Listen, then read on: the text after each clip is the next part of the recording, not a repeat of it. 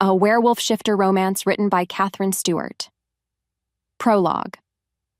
The wind, a mournful beast, clawed at the isolated farmhouse, its voice a chorus of forgotten warnings.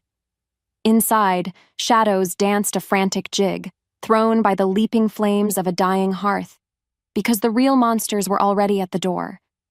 He was just a boy then, young Liam, no older than 10 summers. Yet his eyes, wide and reflecting the firelight, held the ancient terror of a hunted thing. A crash, like thunder splitting an oak, ripped through the night from the floor below, followed by the distinct, terrible sound of shattering porcelain, his mother's cherished music box. And then, her scream, sharp and sudden, was swallowed by a sound far more horrifying. The guttural, blood-chilling snarl of a wolf that was no mere animal, its fury an almost tangible force that shook the very floorboards. More than anything, he remembered the scent. Wet fur, rage, and the coppery tang of something precious being irrevocably broken. His mother had pushed him into the cramped space beneath the loose floorboards just moments before, her hands trembling as she pressed a small, cool, claw-like pendant into his palm, its metal strangely warm against his skin. Her whisper was a desperate plea. "Stay hidden, my brave boy. Hold this.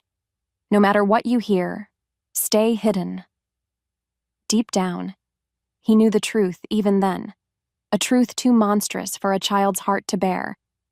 So he stayed, small and silent, as the storm outside and the storm within raged, the sharp edges of the pendant digging into his clenched fist. Eventually, only the weeping of the wind and the distant, heartbroken howl of a lone wolf remained, a sound that would echo in his nightmares for all the years to come. That night, something inside young Liam fractured, and a vow, silent and terrible, took root in the blood-soaked soil of his memory. Never again. Never let them see. Never let them know.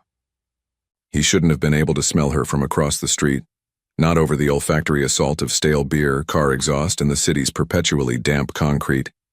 But Liam did. It was like a thread of pure moonlight cutting through a dirty fog.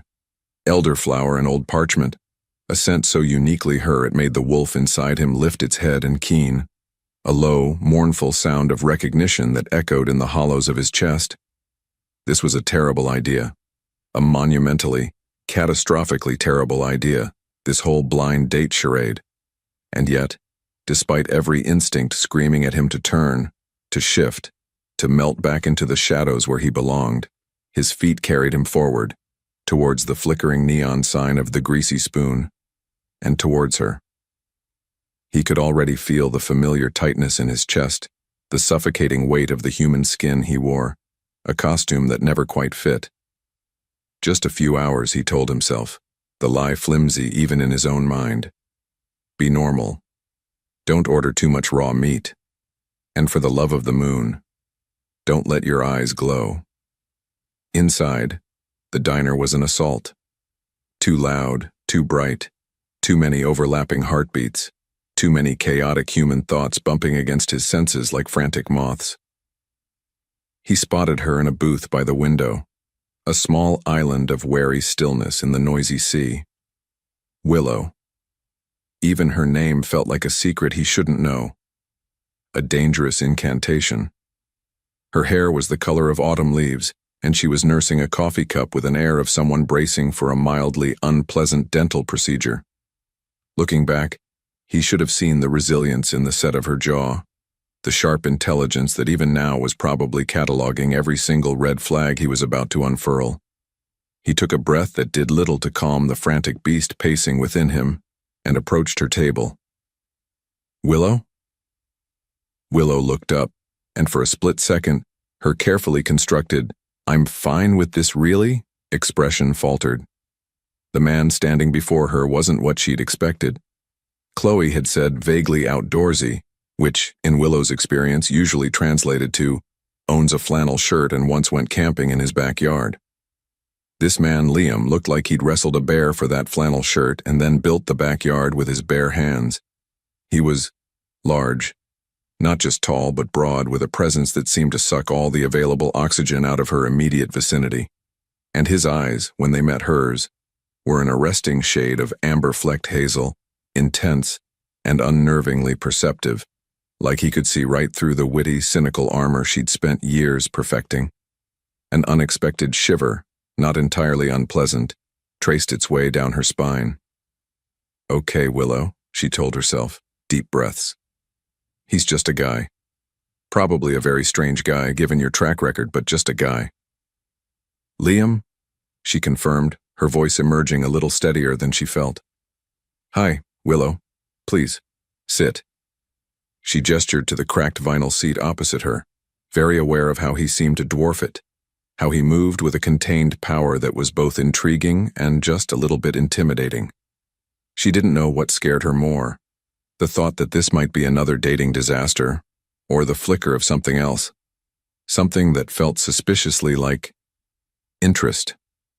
Liam folded his considerable frame into the booth, a movement that seemed to require intense concentration, as if he were afraid of breaking the furniture or perhaps reality itself.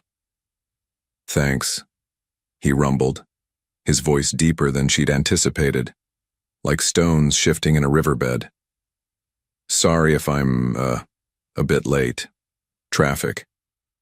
He offered a smile that was endearingly lopsided and didn't quite reach those intense eyes. There was a scent about him, faint beneath the diner's miasma of fried food, something clean and woodsy, like pine needles after rain and old treasured books. It was surprisingly appealing. Too appealing. "Danger, Will Robinson," a tiny voice in her head. "Sure, no worries," Willow said, trying for breezy. "Gave me more time to contemplate the profound mysteries of this menu. I think the mystery meat surprise might actually be a cry for help." A genuine laugh escaped him then, a rich, warm sound that startled her. It transformed his face, softening the intensity, making him seem younger, almost vulnerable. And in that moment, Willow felt a tiny, treacherous crack appear in her cynicism. "Yeah," Liam chuckled, rubbing the back of his neck, a gesture that seemed endearingly awkward on such a large man. I tend to stick to the basics, less surprising that way." The waitress, a woman whose name tag read Brenda, and who looked like she'd seen it all and wasn't impressed by any of it, materialized beside their table. "Know what you want, hun?" Willow ordered her usual, black coffee. Safe. Predictable. Liam, however, after a moment of what appeared to be intense internal debate, looked up at Brenda and said, "I'll have the double bacon cheeseburger, and another one just like it. Both. Very rare, please. And a large water. No ice." Brenda didn't even blink. "Coming right up." Willow, on the other hand, blinked several times. "Two? Very rare?" She couldn't help but ask, a laugh bubbling up. "Are you planning on hibernating after this, or is enthusiastic wandering, as Chloe put it, more strenuous than I imagined?"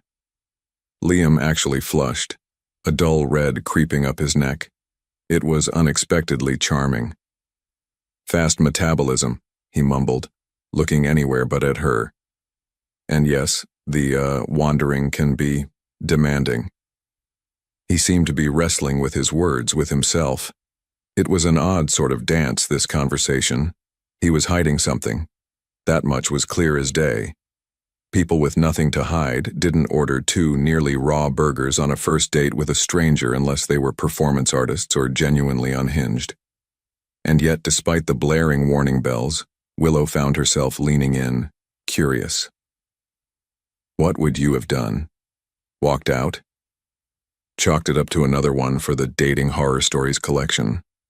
Or would that little spark of inexplicable connection, that strange sense of him being more than he appeared, have kept you glued to your seat, just like it was keeping her? Liam, meanwhile, was having an internal meltdown. 2 burgers. He'd ordered 2 burgers, and then basically admitted to having the appetite of a Kodiak. The scent of her, that intoxicating elderflower and parchment, was clouding his judgment, making him reckless. He could feel the steady thump of her heartbeat across the table, a delicate rhythm against the chaotic backdrop of the diner. He could hear the almost silent whisper of her clothes as she shifted, the faint sigh of her breath. It was too much, all of it. He needed to focus, to remember the rules. Blend in, don't reveal, don't get attached, rules he was currently failing at with spectacular flair. So, Willow continued, her eyes alight with a teasing curiosity that made his pulse jump. This demanding wandering, are we talking scaling mountains or more like competitive birdwatching? He seized on the lifeline. More the observation side of things, Liam said, the words feeling like stones in his mouth. Animal movements, ecosystem balance. It's, solitary, which I like. He focused on a smudge on the tabletop, trying to gather his scattered thoughts. He could sense her gaze on him, a gentle pressure. It wasn't accusatory, not yet, but it was definitely searching. And that was almost worse, because what if she found what she was looking for? What if she saw the wolf looking back at her through his eyes? The fear was a cold knot in his stomach, a familiar companion. To make things worse, he then found himself making one of those bizarrely accurate observations he usually managed to suppress.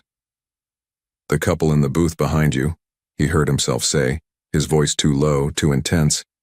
He's about to tell her he wants to see other people. She already knows. She's just waiting for the axe to fall. The air thickened. Willow's teasing smile froze. Slowly, almost imperceptibly, she glanced over her shoulder. Liam held his breath, cursing his runaway senses, his stupid, impulsive tongue. A beat of silence stretched, then another. When she turned back, her face was a mask of utter stunned disbelief. They haven't said a word above a whisper, she breathed, her eyes wide. How did you? Panic, sharp and cold, clawed at Liam's throat. He'd done it now. He'd really, truly done it. This was it. The moment she'd realize he was a freak, a monster hiding in plain sight. He opened his mouth, a desperate, flimsy excuse forming on his lips, but no sound came out. He could only watch, his heart a trapped bird against his ribs, as a kaleidoscope of emotions flickered across her face. Shock, confusion, a flash of something that looked almost like fear, and then, unexpectedly, a dawning, fascinated intrigue. Her world tilted, and so did his, because instead of recoiling, she leaned forward, her voice a conspiratorial whisper. Okay, Liam Lawson, enthusiastic wanderer and apparent part-time psychic. Who are you? And just like that, everything changed. The question hung between them, a challenge and an invitation, and Liam knew, with a certainty that terrified him to his core, that he was utterly, hopelessly lost.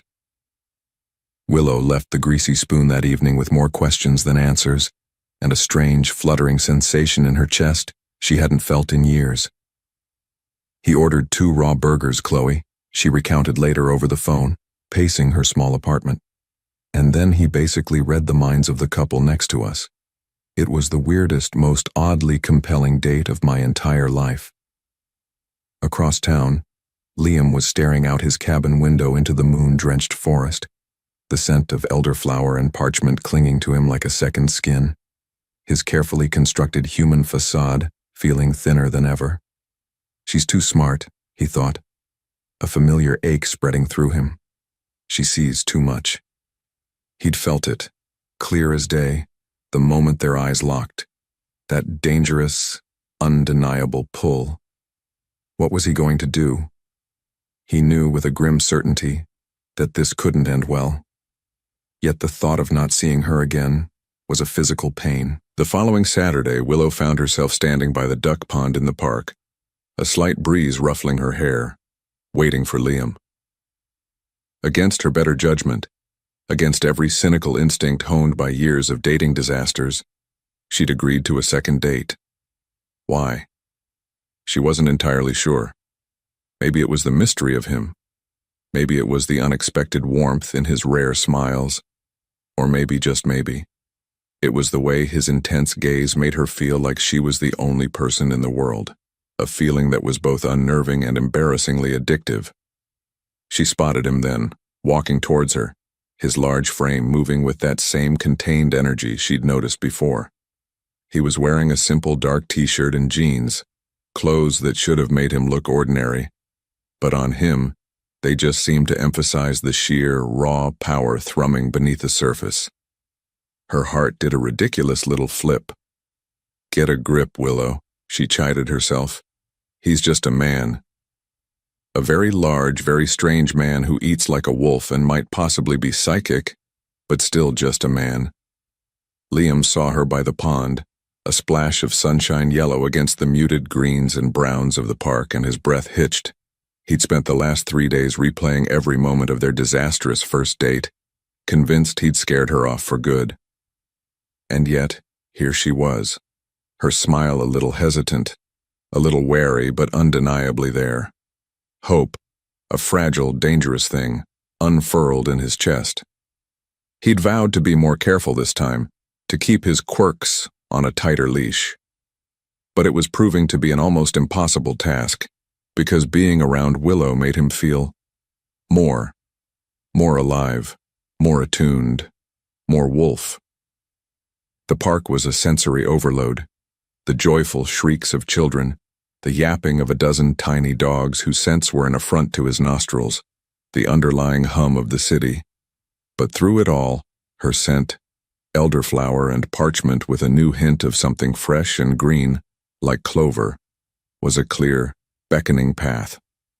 "Hi," he said, his voice a little rougher than he intended. He offered her a small, awkwardly wrapped package. "For your bookstore. I, found it in an old trunk. Thought you might appreciate it." Willow took the package, her eyebrows raised in surprise.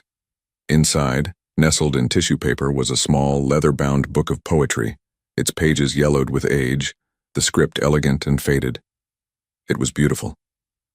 "Liam, this is lovely," she said, genuinely touched. "Thank you." She looked up at him, her gaze searching. "You're full of surprises, aren't you?" He just shrugged, feeling the familiar heat rise in his cheeks. I like old things.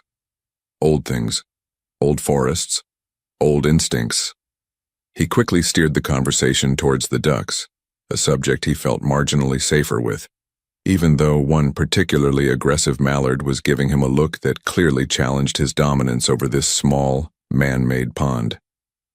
As they walked, Willow chatted easily about a new author event at her store, about a ridiculous customer complaint, her voice weaving a spell around him. He found himself relaxing, actually relaxing, something he rarely did in the human world. It was near an old, ornate water fountain that his carefully constructed control nearly shattered. Willow laughing at something he'd said. He couldn't even remember what. He was too busy trying not to stare at the way the sunlight caught the red highlights in her hair, reached for the fountain's handle. "I'm parched," she said.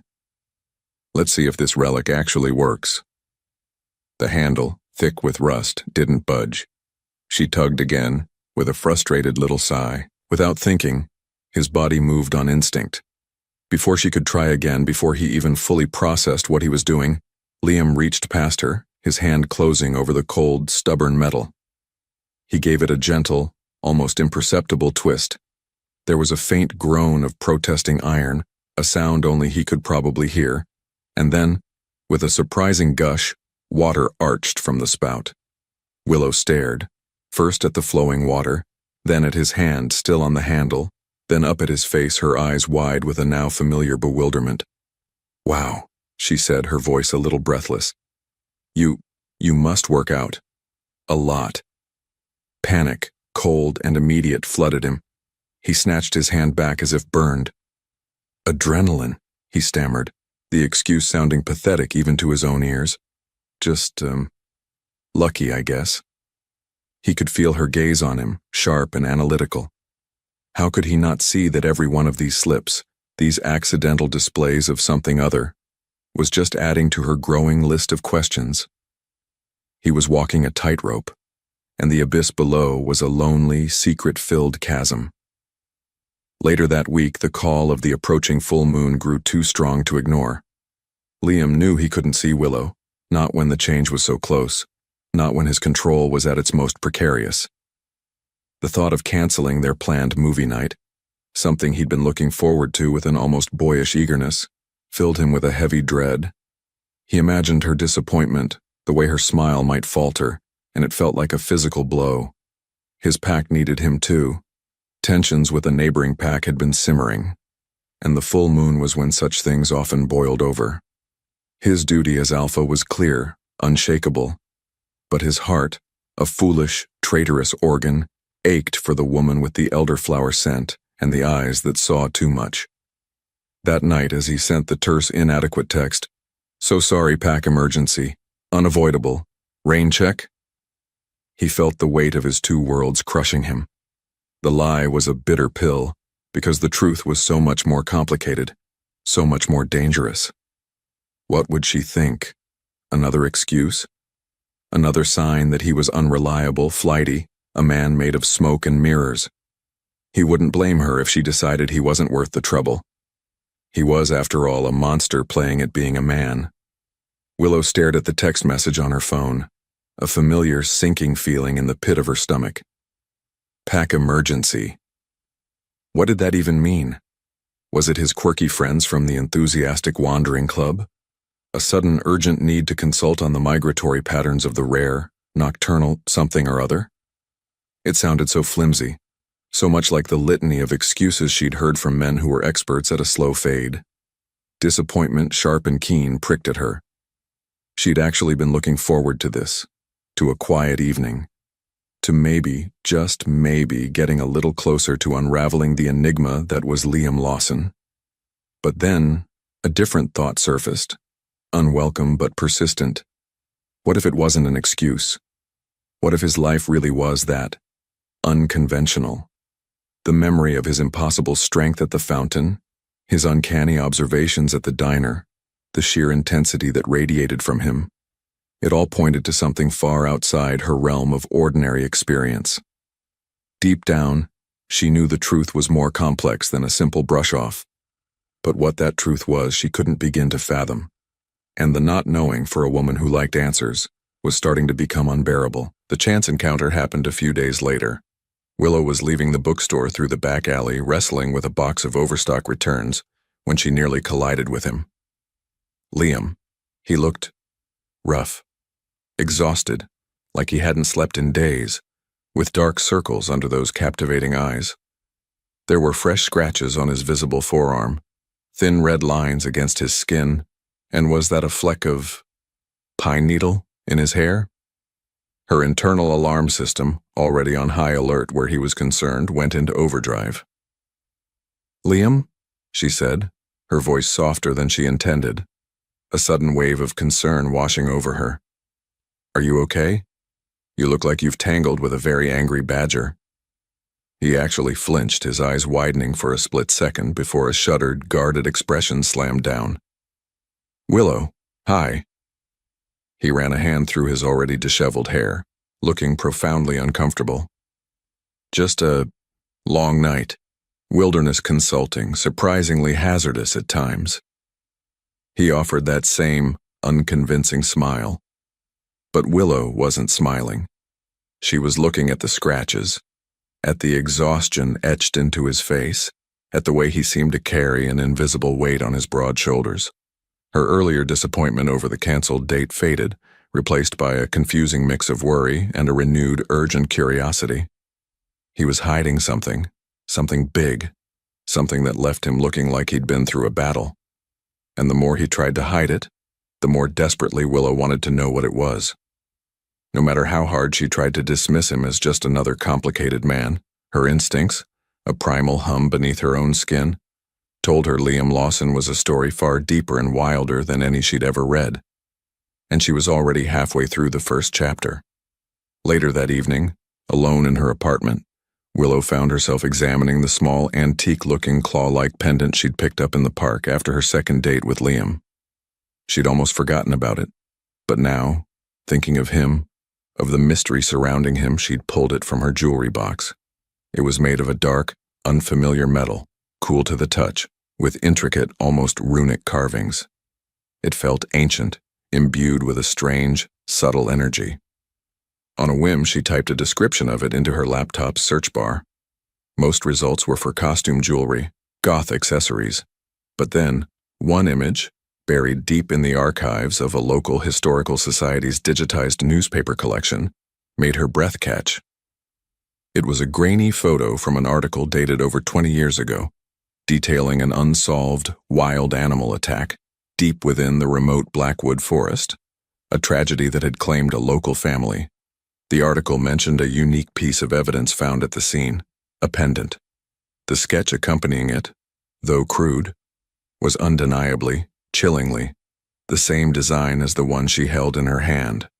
A cold dread, sharp as a shard of ice, pierced through Willow, Blackwood Forest, Liam's very off-trail hiking, his hazardous wilderness consulting. Her thoughts spun, connecting dots she hadn't even realized were there. What had she stumbled into? And who, or what, was Liam Lawson really? The questions echoed in the sudden oppressive silence of her apartment, and she knew with a certainty that settled like lead in her stomach that the answers might be more terrifying than she could ever imagine. The image on the laptop screen seemed to burn itself onto Willow's retinas. The crude sketch of a claw-like pendant, so horrifyingly similar to the one nestled in her palm, juxtaposed with the stark, chilling headline, "Family Perishes in Blackwood Forest. Authorities Baffled by Savage Attack." Her blood ran cold, a glacial river sweeping through her veins, because a coincidence this specific, this dark, wasn't a coincidence at all. It was a breadcrumb, a terrifying one, leading down a path she suddenly wasn't sure she had the courage to follow. What had she stumbled into? The pendant felt heavy in her hand now, no longer just an intriguing antique, but a potential key to something dreadful. Something linked to Liam Lawson, the man who was rapidly becoming an obsession she couldn't shake. Sleep, she knew, would be an impossibility that night. Her mind was a frantic hive of questions, each one more disturbing than the last. Looking back, perhaps that was the moment the first true sliver of fear, not just curious apprehension, took root. Come morning, the apartment felt too small, the silence too loud. Willow found herself dialing Chloe's number before she'd even had her first cup of coffee, her voice still shaky when her friend answered. "Chloe," she'd begun, trying to keep the tremor from her words. "You are not going to believe this. Or maybe you will. I don't even know anymore." And so, the story spilled out, a torrent of confused words and half-formed fears. The pendant, the old news article, the Blackwood Forest connection, Liam's strange strength, his uncanny observations, the way he sometimes looked at her as if she were something precious he was terrified of breaking. Chloe, to her credit, listened patiently, the silence on the other end of the line punctuated only by her occasional soft hum of acknowledgement. When Willow finally paused, breathless, Chloe's voice was uncharacteristically subdued. "Okay, wow," she'd said, drawing the words out. "Willow, honey, that's a lot. Like, Lifetime movie meets The X-Files a lot." "I know," Willow exclaimed, pacing her small living room, the pendant clutched tight in her hand. "Am I going crazy, Chloe? Is this just me taking a few odd quirks and weaving them into some grand, dark conspiracy because my dating life has been so spectacularly awful that normal seems boring now? Oh, how she wished that were true." "Hey, no," Chloe said, her voice firming with that familiar, unwavering loyalty that Willow cherished. "You're not crazy. You're smart. And you're observant. If your gut is screaming that something's off about this Liam guy, then something is probably off. The question is, what exactly?" There was a pause. Then Chloe added, her tone shifting to something more cautious. "And maybe, more importantly, is it the kind of off that's just, he collects rare stamps and talks to his cat in full sentences off? Or is it, he might actually be dangerous off? Because those are two very different categories, Will. That was the million-dollar question, wasn't it? Willow sank onto her sofa, the worn fabric a small comfort. I don't know, she whispered, the admission feeling like a defeat. When I'm with him, Chloe, there are moments when he looks at me, or when he smiles that rare, genuine smile, and I feel, I don't know, seen and safe, oddly enough, which is ridiculous considering he was a 6-foot-plus enigma who ate like a longshoreman and seemed to know things no normal person could know. But then there are these other things, these inconsistencies, these flashes of something intense, something wild. She didn't mention the way her own skin sometimes prickled when he was near, a strange, thrumming awareness she couldn't explain. Okay, Chloe said, ever practical. So, plan A. We assume he's just a garden-variety eccentric with a penchant for mystery and an unusually high-protein diet. Maybe he's a historical reenactor like I said before. Maybe that pendant is from some obscure medieval fair, and the Blackwood Forest thing is just a really, really unfortunate coincidence. Even as she said it, Chloe's voice lacked conviction. And truth be told, no matter how hard she tried to make that explanation fit, Willow couldn't quite believe it herself. Meanwhile, across town, in the quiet solitude of his sparsely furnished cabin on the very edge of those same infamous woods, Liam was engaged in his own internal battle. The scent of willow, elderflower, and old parchment seemed to have permanently imprinted itself on his senses, a constant, tantalizing ghost that made his wolf pace restlessly. He hadn't meant for things to go this far, hadn't meant for this connection to take root. It was supposed to be a dare, a fleeting interaction with the human world, a quick retreat back to the safety of his own kind. But Willow, with her sharp wit and her surprisingly gentle eyes, had slipped past his defenses like smoke. And now, he was terrified. Terrified of her finding out, terrified of what his pack, his fiercely protective, deeply traditional pack, would do if they knew how deeply this human woman was starting to burrow her way into their alpha's guarded heart. He found himself at her bookstore a few days later, a flimsy excuse about looking for a gift for Marcus on his lips. But the truth, raw and undeniable, was that he just needed to see her. He needed to reassure himself that the fragile thread between them hadn't snapped under the weight of his secrets. The bell above the door chimed as he entered, and the familiar, comforting scent of old books and brewing coffee wrapped around him. And then he saw her, perched on a stool behind the counter, a pair of reading glasses perched on her nose, her brow furrowed in concentration as she examined a ledger. His heart gave that familiar, stupid lurch. "Liam?" she said, looking up, her eyes widening slightly in surprise. A slow smile, the kind that made his insides twist into knots, spread across her face. "What brings you to this den of literary delights?" "Just, browse," he managed, feeling like a teenager with a crush, which he supposed wasn't far from the truth. He wandered through the aisles, pretending to look at books, acutely aware of her gaze following him. He could feel the almost imperceptible shift in the air as a tall stack of newly delivered hardbacks, perched precariously on a nearby display table, began to teeter.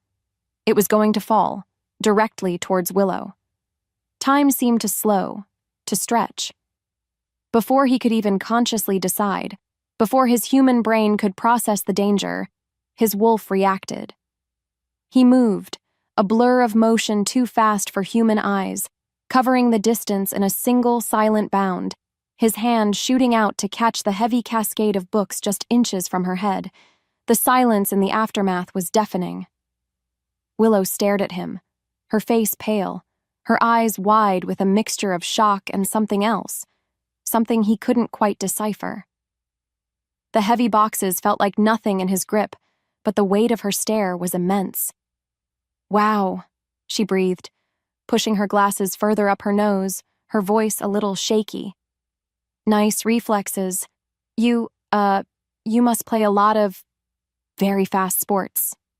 He set the boxes down carefully, his own heart hammering against his ribs. Another slip. Another glimpse of the thing he was so desperately trying to hide. "Just lucky, I guess," he said, the lie feeling more threadbare than ever. "Good thing I, pay attention." He could feel her eyes on him, searching, questioning. He had to get out of there. "Actually," he said, backing towards the door, "I just remembered I have an appointment. Wilderness stuff. Urgent. Very urgent." And then, like the coward he was, he practically fled, the chime of the bell above the door sounding like a death knell to any hope of normalcy he might have clung to. Deep down, he knew the truth. Every moment he spent with her, he was risking not just his own carefully guarded secret, but her safety too. And what would she think if she knew that?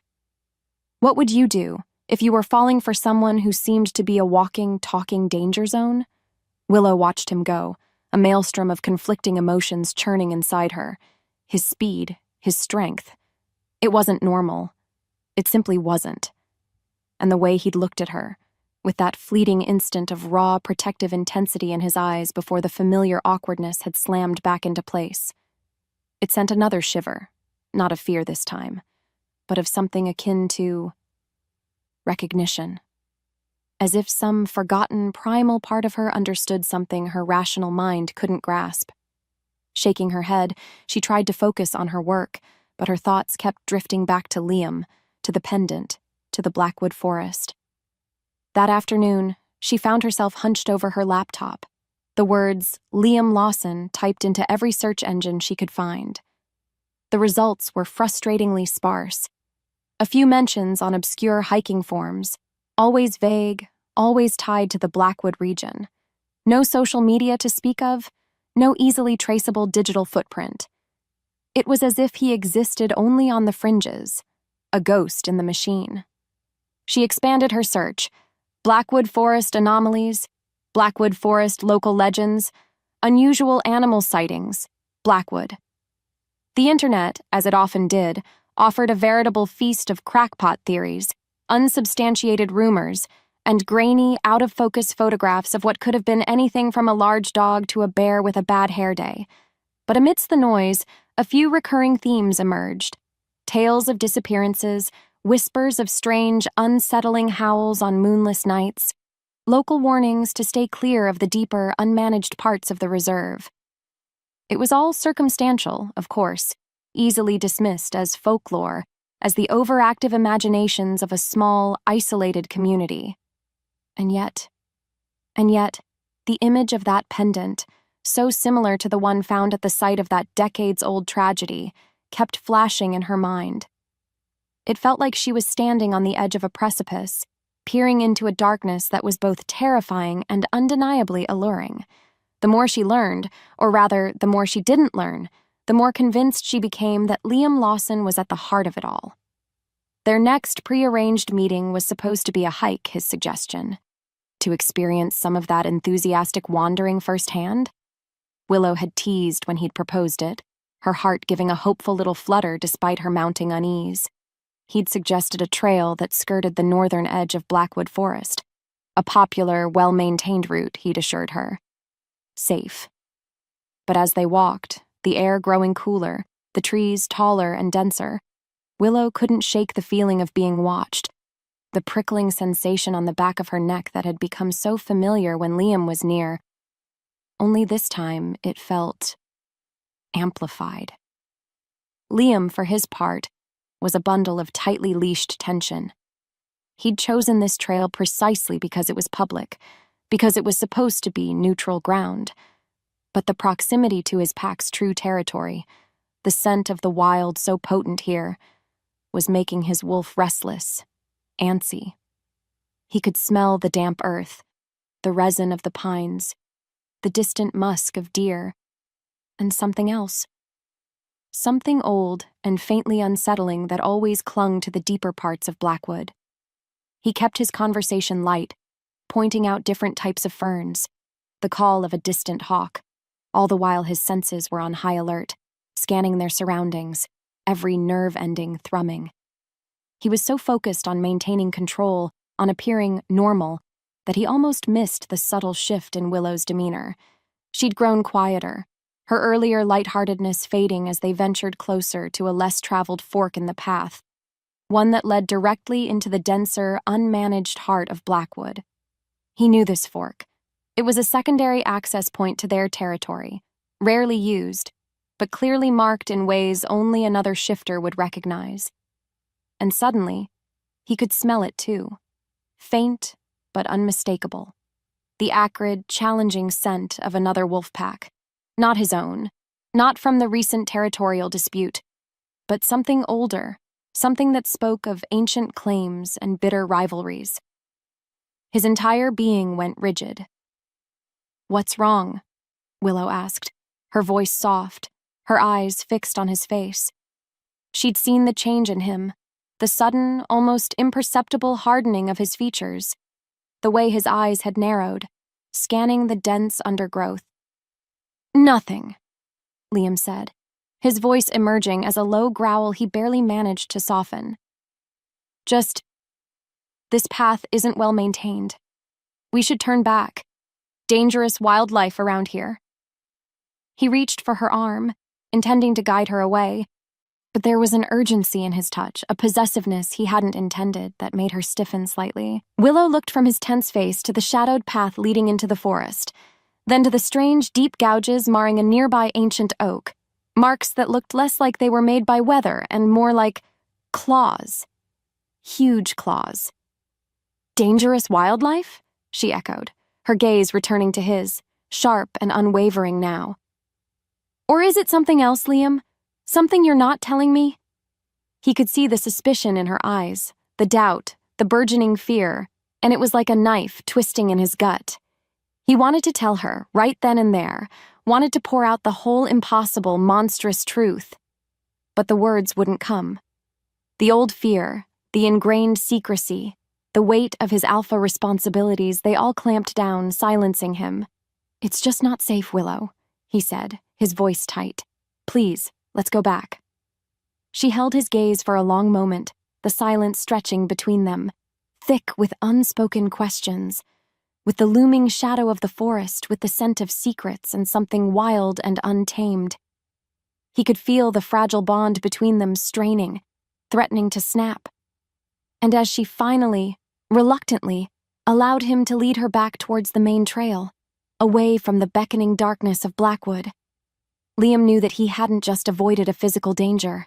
He'd pushed Willow further away, further towards a truth she was now more determined than ever to uncover. And he had a sinking feeling that when she finally did, it would destroy everything.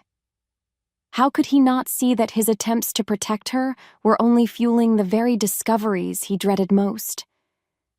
The forest seemed to hold its breath, watching them, waiting. The silence in the truck on the drive back from Blackwood Forest after that disastrous hike had been a living thing, heavy and suffocating, pressing down on Liam with the weight of all the things he couldn't say. Willow hadn't pushed, not really, but her quiet, observant gaze had been far more unnerving than any accusation. He'd seen the flicker of doubt in her eyes when he'd fed her that flimsy excuse about dangerous wildlife, seen the way her intelligent mind was clearly working, piecing together fragments of his strangeness into a picture he knew would eventually horrify her. And just like that, a cold certainty had settled in his gut, heavy as a millstone. She wouldn't let it go. Oh, he knew that look. He'd seen it in prey just before it bolted, that dawning awareness of the predator in its midst. Except Willow wasn't prey, and he, God help him, was falling in love with her. What followed was a week of Liam walking on eggshells, each day a fresh torment of wondering if this would be the day she confronted him, the day she finally unearthed the monster he so desperately tried to keep caged. He'd tried to be normal, or his version of it anyway. He'd called her, his voice carefully modulated, suggesting coffee, a movie, anything to keep that fragile connection alive, to pretend that the chasm of his secret wasn't widening between them with every passing hour. But her replies, though polite, had been distant, tinged with an uncharacteristic reserve. She was thinking. He could almost hear the gears whirring in her sharp, human mind. And every time his phone buzzed with a message from her, His heart would leap into his throat, half in hope, half in terror. Looking back, he should have known that trying to act normal was like trying to dam a raging river with a handful of twigs. The truth had a way of clawing its way to the surface, no matter how deeply you buried it. The pack, of course, noticed his distraction. Marcus, his beta, with his usual bluntness, had cornered him after a particularly tense council meeting.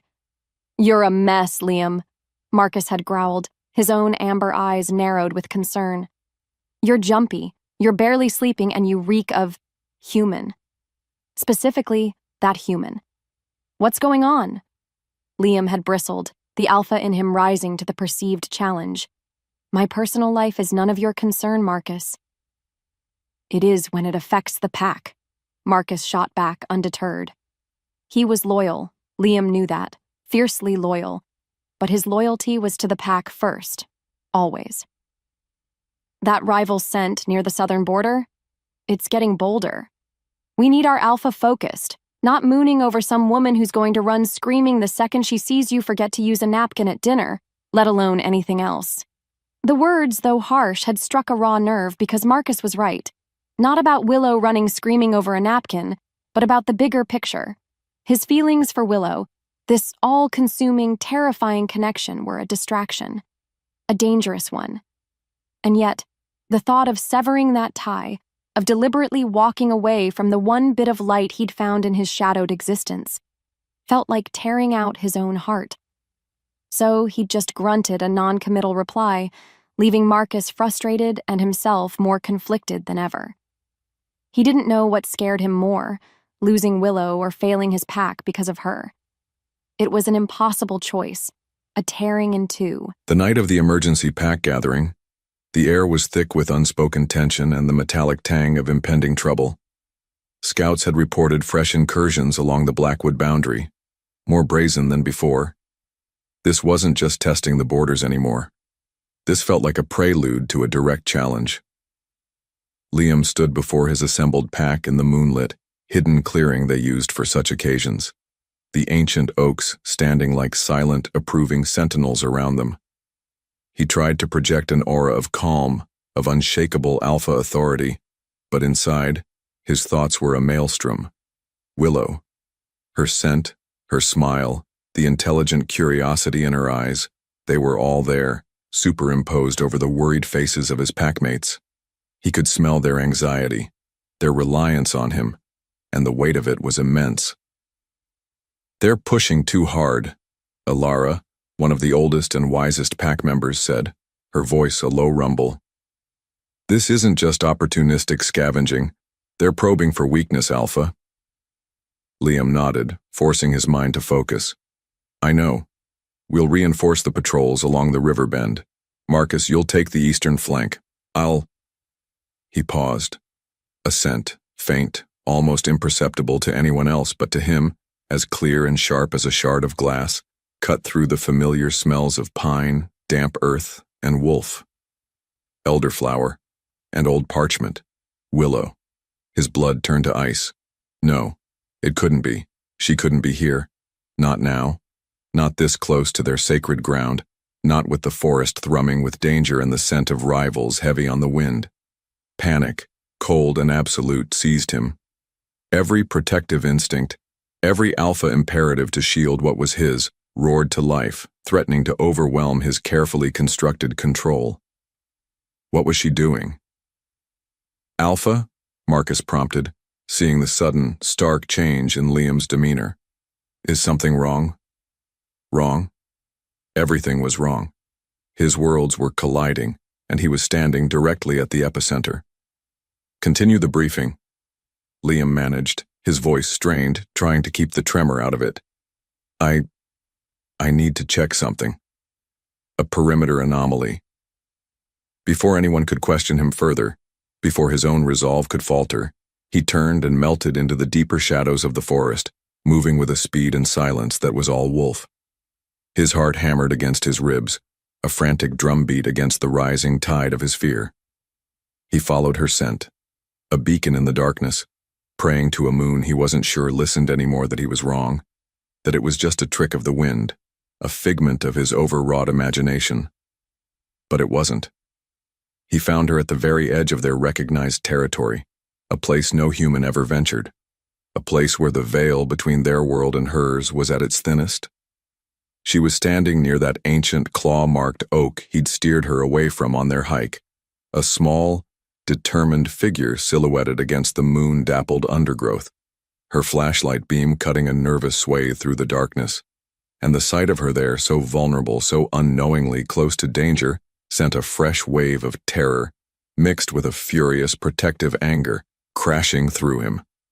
"Willow," he hissed, emerging from the trees so suddenly that she gasped, whirling around, her eyes wide and startled in the pale light. "Liam," she breathed, relief warring with confusion on her face. "What are you doing here? I was just, what are you doing here?" He cut her off, his voice harsher than he intended, the fear making him sharp. "This place isn't safe, Willow.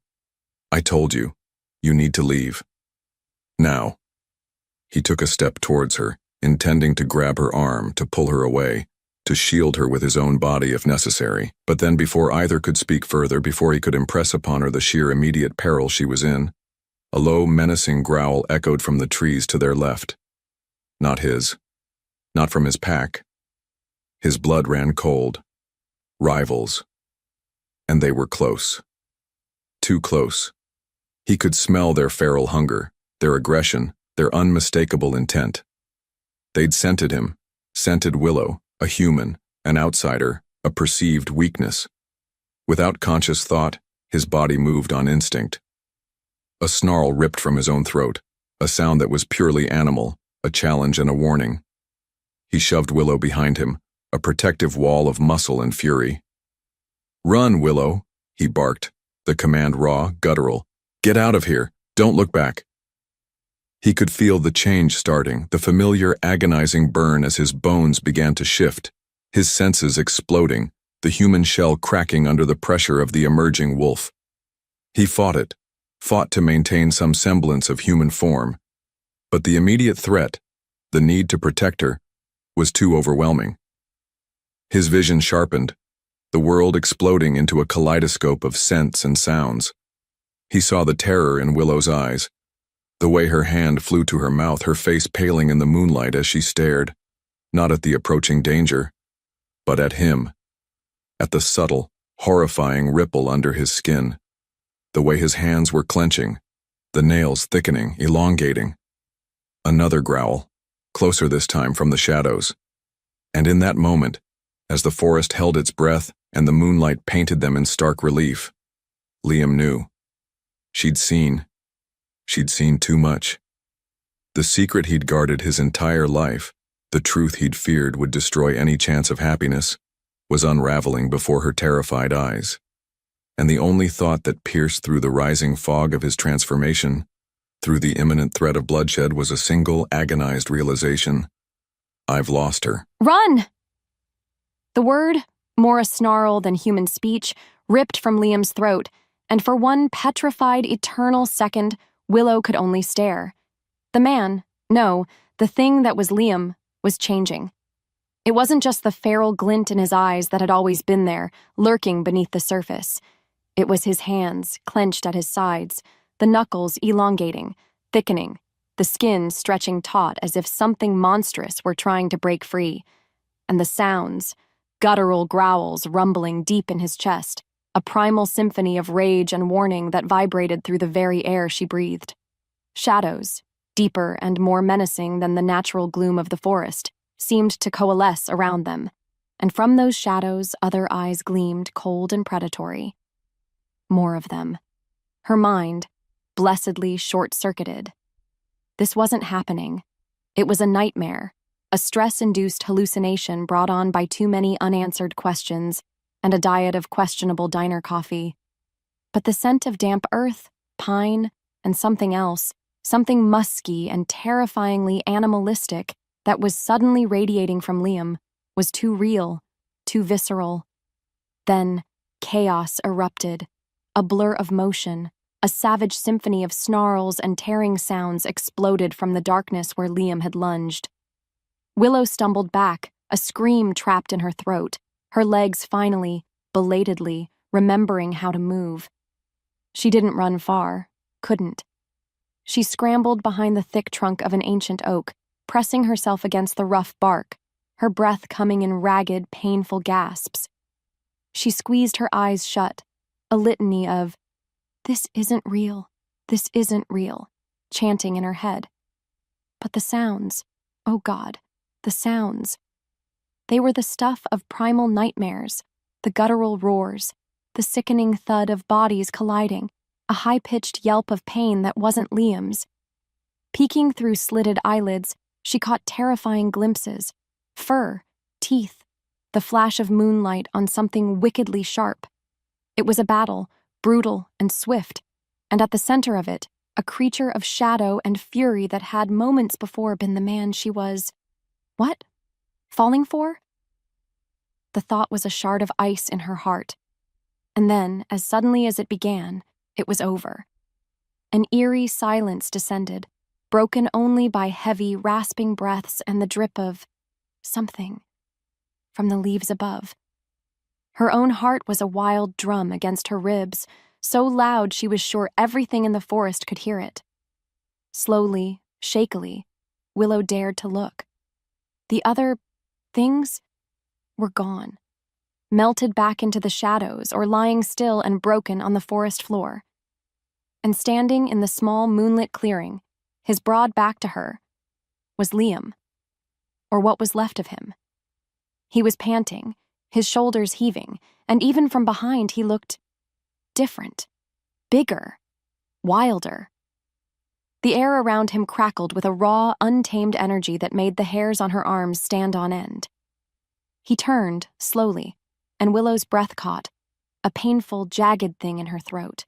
His clothes were torn, his face smudged with dirt and something darker she didn't dare identify.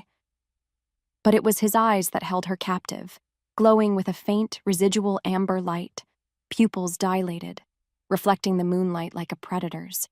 And there were subtle yet undeniable changes to his features. His jawline seemed sharper, his teeth, when his lips parted in a grimace of pain or effort, looked just a little too long, too pointed. The man who had awkwardly ordered 2 raw burgers and blushed when she teased him was gone. In his place stood this creature, magnificent and terrifying in equal measure. "Willow," he rasped, his voice a rough, strained echo of itself. He took a step towards her.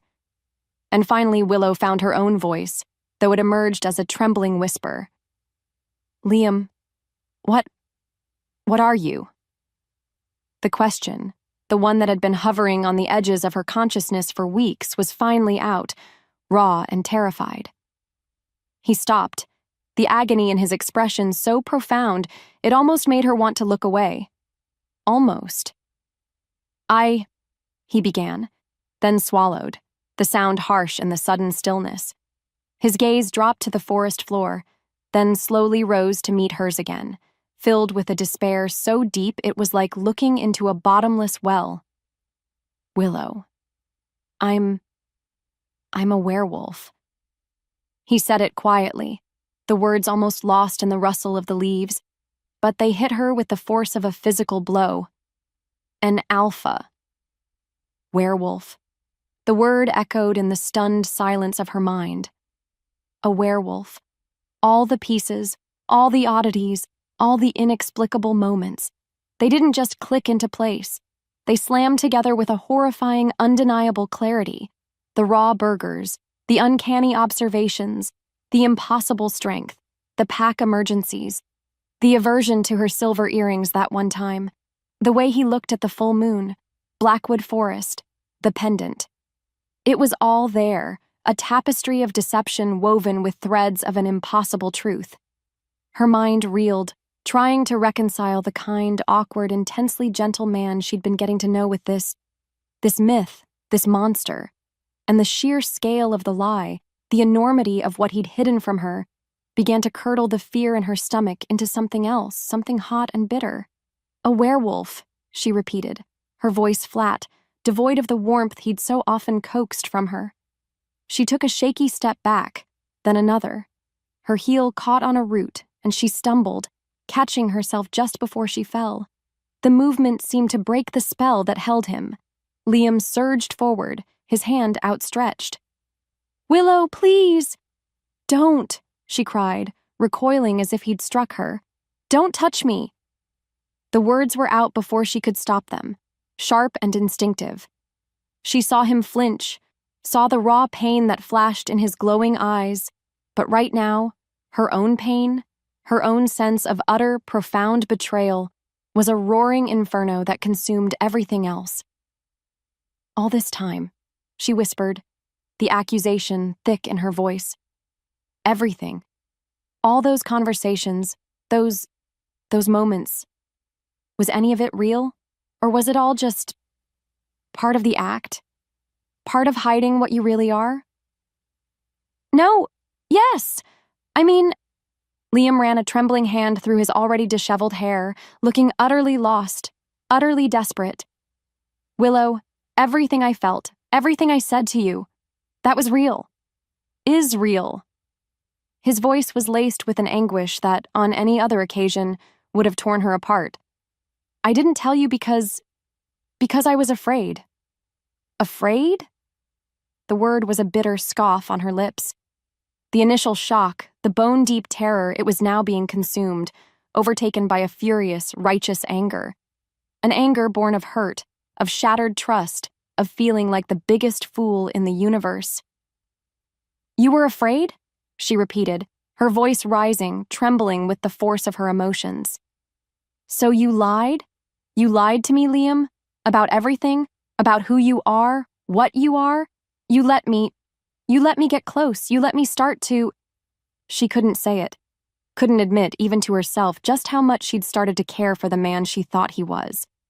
"You let me fall for someone who doesn't even exist." The accusation hung in the cold night air, heavy and damning. "He does exist, Willow, I swear," Liam pleaded, taking another hesitant step towards her, his hands held up in a gesture of supplication. "The man you know. That's me. It is. The other part, it's something I have to live with, something I have to hide. From everyone, especially from you." His eyes, those incredible, now terrifying eyes, searched hers. "I was so afraid of losing you, of you looking at me, like you're looking at me right now, with fear, with disgust." Her heart, a foolish, traitorous thing, actually ached at the raw pain in his voice. For a fleeting second, she saw not the monster, but the awkward, earnest man who had blushed at her teasing and looked at her with such unguarded tenderness. But then the anger, the betrayal, surged back, hot and cleansing. "Disgust!" she spat, her voice laced with a scorn that surprised even herself. "Try fury, Liam. Try feeling like you've been played, like your intelligence has been insulted, like every single moment you shared was built on a monumental, unforgivable lie. You didn't trust me. You didn't trust us enough to tell me the truth. You decided for me what I could and couldn't handle." She was shaking now, not from fear, but from the sheer, overwhelming force of her disillusionment. How could he not see that the lie was so much worse than any truth, no matter how monstrous? What would you have told him? Would you have understood his fear? Or would the sting of betrayal have been too deep, too raw? Liam looked as though she'd physically struck him. The fight seemed to drain out of him, leaving him looking hollowed out, defeated. I'm sorry, Willow," he whispered, the words barely audible. "I'm so sorry. I never wanted to hurt you." "Sorry doesn't cut it, Liam," she said, her voice flat, devoid of emotion now, because if she let herself feel anything, she knew she would shatter into a million pieces right there at his feet. "It doesn't even come close." She looked at him, at the torn clothes, the lingering wildness in his eyes, the faint scent of blood and something else, something utterly inhuman clinging to him, and a wave of nausea washed over her. This was too much. Too big. Too impossible. I can't," she choked out, taking another step back. "I can't do this. I need to go." Before he could speak, Before he could try to stop her again, Willow turned and fled. She didn't run blindly this time. Some small, rational part of her brain, miraculously still functioning, remembered the way back to the edge of the woods, to the path that led eventually to sanity, to a world where men were just men, and monsters stayed safely tucked away in the pages of the books she sold. She didn't look back, couldn't bear to. The sounds of the forest, the rustling leaves, the snap of a distant twig, they all seemed to mock her, to whisper of the impossible truth she was so desperately trying to outrun. Each step was an agony, her lungs burning, her heart a shattered ruin in her chest. By the time she reached her apartment, the first gray light of dawn was painting the sky in hues of ash and sorrow. She slammed the door behind her, the sound echoing in the sudden, oppressive silence, and then finally Willow slid to the floor, the carefully constructed walls around her heart crumbling into dust, and wept. The silence Willow left behind was a living thing, vast and suffocating, pressing in on Liam until he thought his ribs would crack. He stood where she'd fled, the scent of her fear and the lingering ozone of his own barely controlled shift poisoning the air of Blackwood Forest. Each rustle of leaves, each snap of a twig under the weight of some unseen creature, was a fresh stab, a reminder of the terror in her eyes, the way she'd recoiled from his touch. "Don't touch me." Her words, sharp as obsidian, echoed in the hollow chambers of his heart. How could he have been so catastrophically stupid? He, an alpha, who prided himself on control, on protecting his own, had shattered the one person who had, in a few short weeks, become more precious to him than his next breath. Days bled into a gray, meaningless blur. Food tasted like ash. The responsibilities of Alpha, once his driving force, now felt like crushing burdens he could barely lift. He found himself back at his secluded cabin, the small, pressed wildflower she'd laughingly tucked into his pocket during their walk in the park, lying on the rough-hewn table. It was a fragile splash of color in a world that had gone entirely monochrome.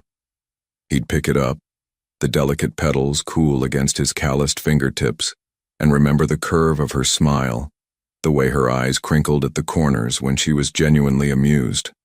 Marcus found him like that, staring at the flower as if it held the secrets to the universe. His beta's face, usually stern and unreadable, softened with a rare flicker of something akin to sympathy. "Liam," Marcus began, his voice carefully neutral, "you need to eat. The pack. They sense your distress." Liam didn't look up.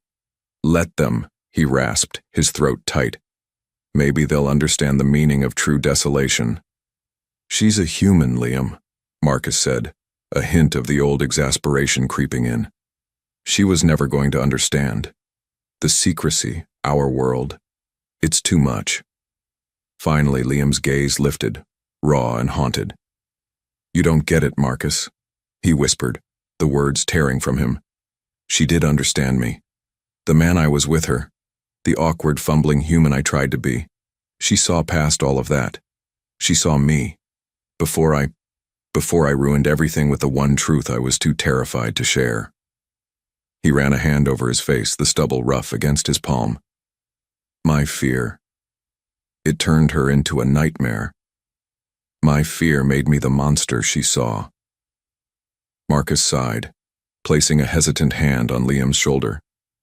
"The council is aware of the human situation," he said quietly, the change in subject abrupt but necessary. "Old Alara has been muttering about security breaches in the ancient laws. They're concerned. A decision will need to be made about her, Liam, about what she knows." The hand on his shoulder might as well have been a lit torch. Liam's head snapped up, the grief momentarily eclipsed by a surge of pure, protective fury. A low growl rumbled in his chest, involuntary, primal. "No one," he snarled, his eyes flashing that dangerous gold he'd tried so desperately to hide from Willow, "is making any decisions about her. She's not a pawn. She's not a threat to be neutralized. She's mine," his wolf howled silently, possessively.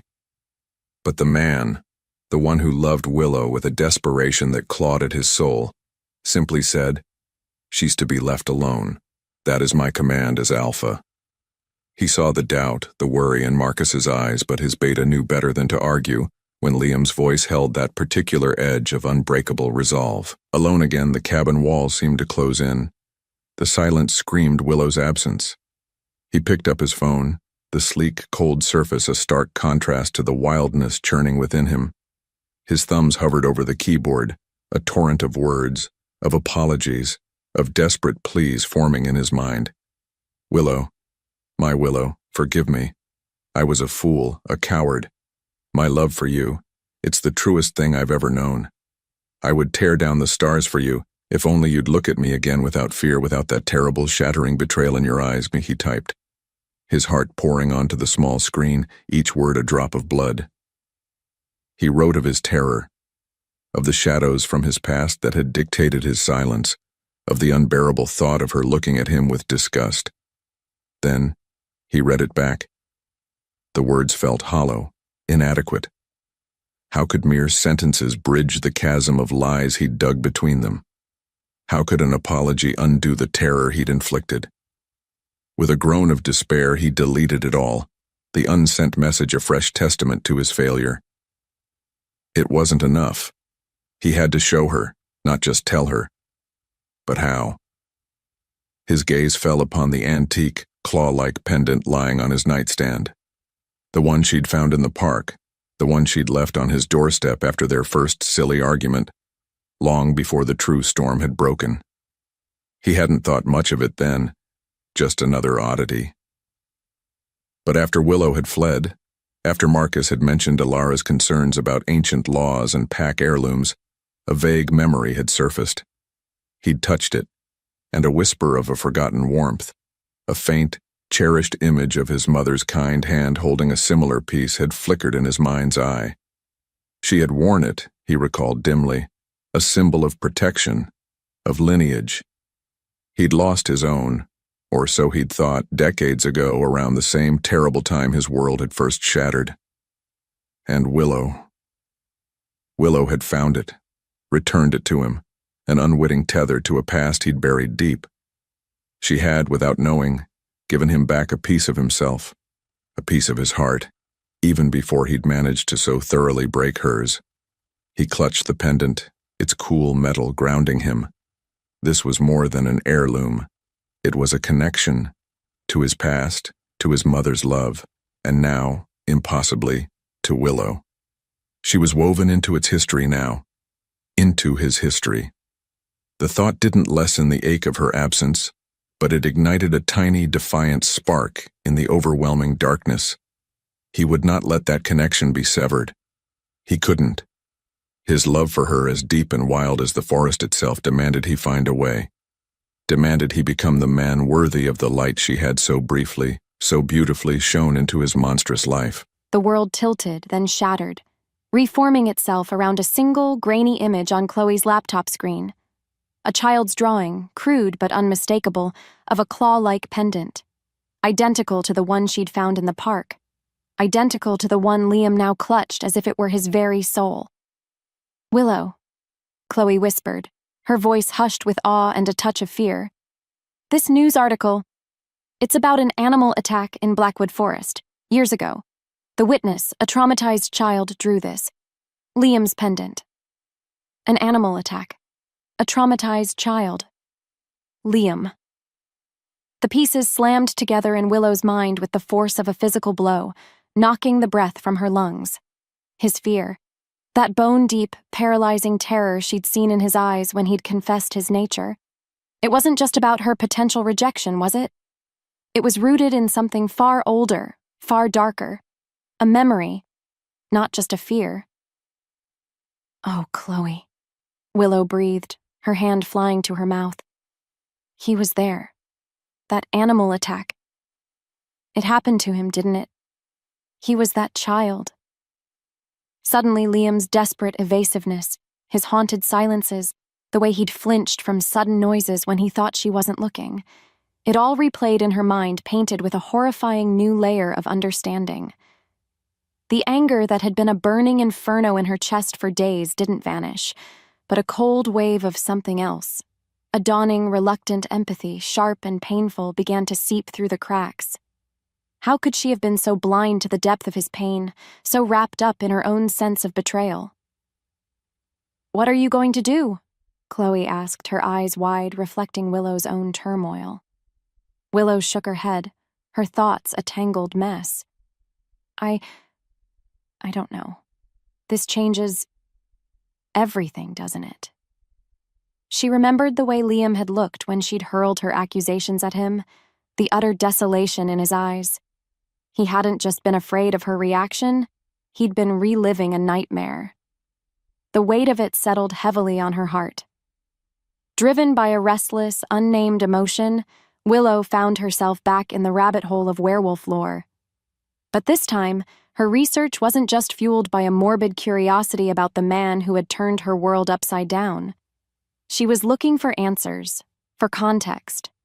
She read about pack structures, about alphas and betas, about territorial disputes and the ancient, brutal rivalries that still simmered beneath the surface of the human world. Rival packs. The phrase snagged in her mind. What if Liam wasn't just hiding from her? What if his fear, his secrecy, was a shield against dangers she couldn't even comprehend? Dangers that her stumbling into his world might have just made worse. A new kind of anxiety, cold and sharp, began to prickle at her skin. "Chloe, I think he might be in real trouble," Willow said late one afternoon, the words tumbling out before she could second-guess herself. "All this stuff about rival packs, about challenges. What if by exposing him, even just to me, I've somehow made him vulnerable?" "Willow, honey, that's not your burden to carry," Chloe said gently, though her eyes were worried. "He's the alpha werewolf, right? Surely he can handle himself." "But what if he can't?" Willow insisted, pacing her small living room.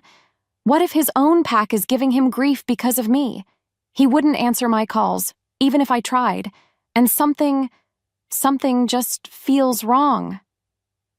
That old, familiar unease, the one that had whispered warnings about Liam's strangeness before, was back, but this time it was laced with a terrifying urgency. "I have to warn him, or at least try. Warn him. Willow, are you insane?" Chloe cried, jumping up. "You just found out he's a werewolf who's been lying to you for weeks, who might have some kind of traumatic predator past, and now you want to go back to the edge of those nightmare woods. What if his pack? What if they see you?" "I have to," Willow said, her voice quiet but resolute. The anger was still there, a bruised, tender knot in her chest, but beneath it, something else was stirring. A fierce, undeniable connection to the man who had, despite everything, shown her moments of breathtaking gentleness, of awkward, earnest affection. The man whose pain she was only just beginning to understand. "I won't go in deep, just to the edge. Maybe I can leave a message or something." She didn't know what she'd do, only that she couldn't do nothing. The edge of Blackwood Forest felt different this time. The encroaching dusk wasn't just eerie, it felt actively hostile, the shadows deeper, the silence more profound, more watchful. Willow clutched her phone, her courage wavering with every snap of a twig under her two loud human footsteps. This was foolish, insane. Chloe was right. She should turn back. But the image of Liam's haunted eyes, the new understanding of his past agony, pushed her forward. She'd barely taken 20 steps past the familiar, strangely marked trees when the forest erupted around her. Not with Liam's presence, but with something else. Figures lean and dark, materialized from the gloom, their movements too swift, too silent for human hunters. Their eyes gleamed with a predatory light that mirrored the terror now flooding Willow's veins. These weren't Liam's pack. These were others. Rivals. Just like she'd read about. They circled her, a low, menacing growl vibrating in the air. One of them, larger than the others, his features cruelly sharp even in the dim light, let out a harsh laugh. Well, what have we here? The alpha's little human pet strayed from her leash?" Before Willow could scream, before she could even think, a hand shot out, grabbing her arm in a brutal grip. Panic, cold and absolute, clawed at her throat. They were dragging her, deeper into the woods, their guttural words a language she didn't understand, but whose intent was terrifyingly clear. She was leverage, a pawn. And then, a roar. Not a sound of this earth, but a cataclysmic explosion of pure, untamed fury that ripped through the forest, shaking the very ground beneath her feet. Her captors froze, their cruel faces suddenly etched with a primal fear that dwarfed her own. From the deepest shadows, a shape erupted, a blur of motion and rage, vast and terrifying. It was Liam. But not Liam. It was the wolf. Larger than any wolf she could have imagined, fur dark as midnight, eyes blazing with molten gold, a creature of nightmare and legend made real. He slammed into her attackers with the force of a storm, a whirlwind of teeth and claws and savage, protective fury. The fight was brutal, swift, a terrifying ballet of violence that Willow watched through a haze of shock and dawning, disbelieving awe. This magnificent, terrifying creature, embodying the very essence of wildness, was fighting for her. It was over in moments. The rivals lay broken or had fled yelping back into the darkness. The giant wolf stood panting, his massive chest heaving, the scent of blood and ozone thick in the air around him. He turned, and those blazing golden eyes, terrifying yet somehow achingly familiar, fixed on her. He was still the wolf, every line of him radiating power and danger. And yet, as he took a hesitant step towards her, Willow didn't scream. She couldn't. Her heart was hammering, her mind reeling, but beneath the terror, something else, something warm and undeniable, was unfurling. He had saved her. This monster, this legend, this man she thought she'd lost to lies and betrayal. He had just laid down his very nature to protect her. Slowly, her trembling lips formed his name, a barely audible whisper in the sudden, ringing silence. Liam? The great wolf's head tilted, a flicker of something almost soft in those incandescent eyes. And Willow knew, with a certainty that defied all logic, that her world hadn't just ended. It had, perhaps, just truly begun. Her name. Through the receding haze of battle fury, through the wolf's heightened senses still thrumming with violence and victory, Liam heard it. His name, not a scream of terror, but a broken whisper from Willow's lips. It was an anchor, a lifeline pulling him back from the brink of the beast. He felt the agonizing, bone-deep shift begin, the wolf receding like a painful tide, leaving him human, raw, and terrifyingly exposed before his pack, his alpha strength now a vulnerability as he instinctively moved to shield her. His torn clothes offered little modesty, his body ached, but all he saw was Willow, her eyes wide, a constellation of fear, awe, and something he dared not name, fixed on him. The pack elders stood like ancient, disapproving stones, their faces grim. Marcus was there too, his expression a complicated mix of relief and apprehension. Liam braced himself for their judgment, for the inevitable condemnation. He had broken sacred laws, exposed their kind, all for a human. Then, Elder Thomas, his voice like the rustle of dry leaves, spoke, his gaze flicking from Liam to Willow. She has seen too much, Alpha Liam. The law is clear. Liam's heart plummeted. But then, the elder continued, a grudging curiosity in his ancient eyes. And yet, your bond, the way the wolf listened, it is unexpected. A fragile shard of hope pierced through Liam's despair. He risked a glance at Willow. She wasn't cowering. She was watching him, her knuckles white where she gripped her own arms. But her gaze, it was searching, not entirely condemning. He had to talk to her, truly talk to her, before any decisions were made, before her fragile courage shattered. With a curt nod to the elders, signaling that this discussion was far from over but would wait, he gently, tentatively, reached for Willow's arm. "Come with me," he murmured, his voice hoarse. Please. She flinched almost imperceptibly at his touch, a small movement that lanced his soul, but she didn't pull away. She let him lead her away from the silent, watching eyes of his pack, back to the human-scale comfort of his cabin. The silence between them thrummed with unspoken words, with the ghosts of fear and betrayal. He built up the fire, the mundane task a small anchor in the storm of his emotions before finally turning to face her. He saw the tear tracks on her dirt-smudged cheeks, the lingering tremor in her hands. Willow, he began, his voice raw. I know sorry is... It's nothing. It's dust. But from the deepest part of me, from what's left of my soul, I am. Her voice, when she finally spoke, was low, bruised.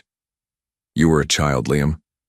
That article Chloe found, the pendant, that was you, wasn't it? That's why you were so afraid. It wasn't a question. He sank onto the worn hearthrug, the fight, the pretense, all of it draining out of him. Yes, he admitted, the word a painful exhalation. My parents, they were killed. Hunters, a rival pack. They led them to us. I saw it. I was 7. He finally told her everything, the words tumbling out, fragmented and raw, the carelessness of a childhood reveal, the brutal efficiency of the hunters, the terror, the guilt that had haunted him for decades. He spoke of the pendant, his mother's, lost in the chaos, a symbol of everything torn from him. My whole life, Willow, I've lived with that fear, that my truth, it only ever brings pain, destruction. Tears streamed down Willow's face now, but they weren't just for her own hurt. She knelt before him, her gaze filled with a profound, aching compassion that reached into the coldest corners of his heart. Oh, Liam, she whispered, her hand instinctively reaching out, then hesitating. I'm still so angry, so hurt by the lies. You made me doubt my own sanity. I know, he said, his own eyes burning. And I deserve every bit of your anger. I was a coward. I should have trusted you. Trusted us. He met her gaze, his own desperate and pleading. What I felt for you, Willow, what I feel, that was never a lie. It's the only truth I had left. He took a ragged breath.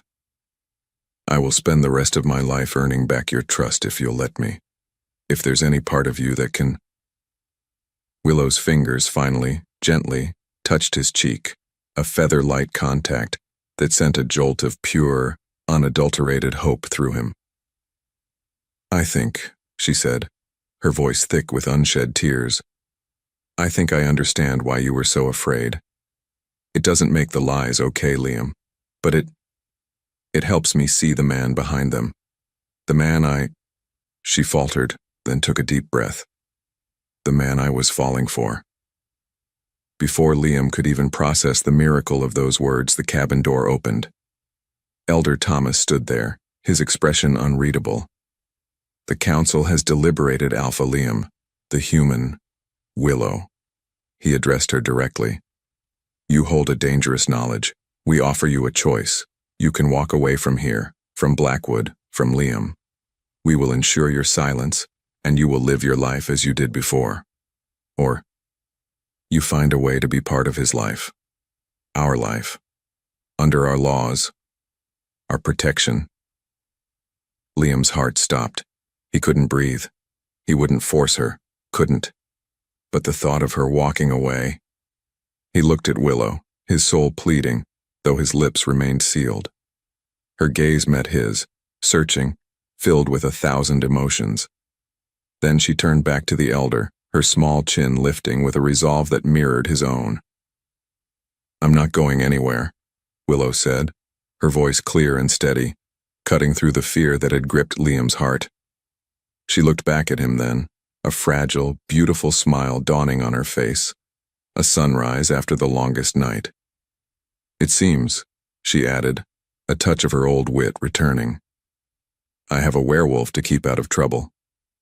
And in that moment, feeling the warmth of her gaze, the impossible gift of her choice, Liam knew that even a lifetime wouldn't be enough to cherish her. But he would spend every second trying. The scent of pine needles and damp earth, once a fragrance Willow associated with terror and betrayal, now just smelled like home. Especially when it was mixed with the aroma of freshly baked cinnamon rolls and the faintly musky, unmistakably Liam scent that clung to the oversized flannel shirt she'd stolen from him and now wore as a comfortable housecoat. Who knew that her happily ever after would involve occasionally finding wolf fur in the butter and having serious discussions about squirrel territorial encroachments with a man who could, if he chose, converse with said squirrels. Looking back from the warm cocoon of their ridiculously cozy cabin, nestled just far enough into Blackwood Forest to feel private but close enough to town for her sanity. The memory of that horrifying night felt like a scene from someone else's life, a dark fairy tale she'd somehow stumbled out of, bruised but whole and clutching the hand of the supposed monster. Are you going to share that last cinnamon roll or just contemplate its existential meaning? Liam's voice, warm and laced with amusement, rumbled from behind her. She turned, a grin spreading across her face as he nuzzled her neck, his morning stubble pleasantly rough against her skin. I'm contemplating how a creature of your immense power and majesty, she said, tapping his nose, can be so utterly defeated by a strategically placed pastry. He chuckled, a deep, reassuring sound that always made her heart feel impossibly light. It's your baking, Willow. It's kryptonite to my, well, everything.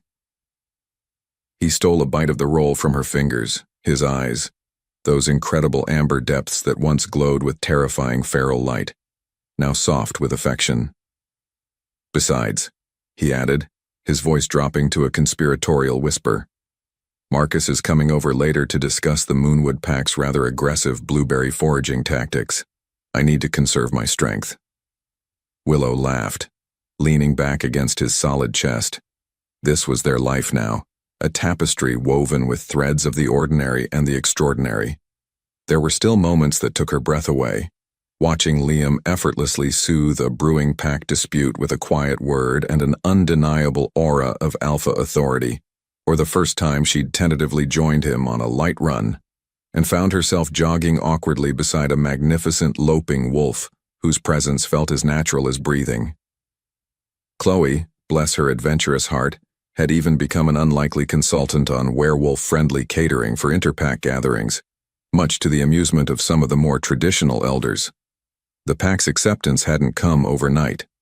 There had been wary eyes, hushed whispers, and more than a few challenging moments where Willow had felt like an ill-prepared anthropologist, studying a very exclusive, very furry tribe.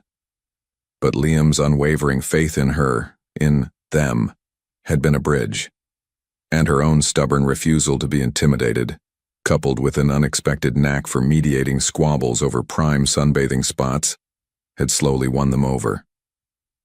One crisp autumn evening, a few months after she'd officially moved into the cabin, the pack had gathered around a crackling bonfire. Elder Thomas, his gaze surprisingly gentle, had approached them. Willow, he'd said, his voice carrying the weight of tradition, you are not of the blood. You do not share the change. But you share our Alpha's heart. And he, it seems, shares yours. Blackwood accepts this. Blackwood protects its own.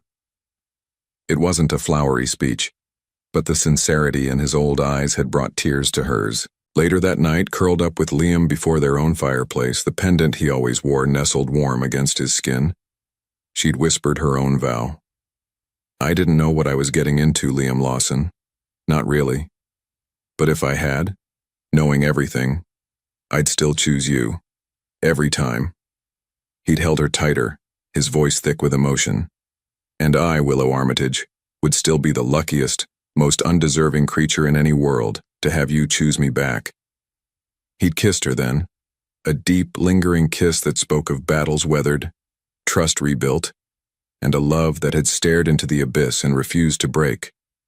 She'd felt the familiar, comforting thrum of his heart beneath her palm, a rhythm that had become the soundtrack to her life. And just for a moment she thought she saw the ancient pendant at his throat pulse with a faint, warm light, a silent blessing from a past she was now inextricably part of.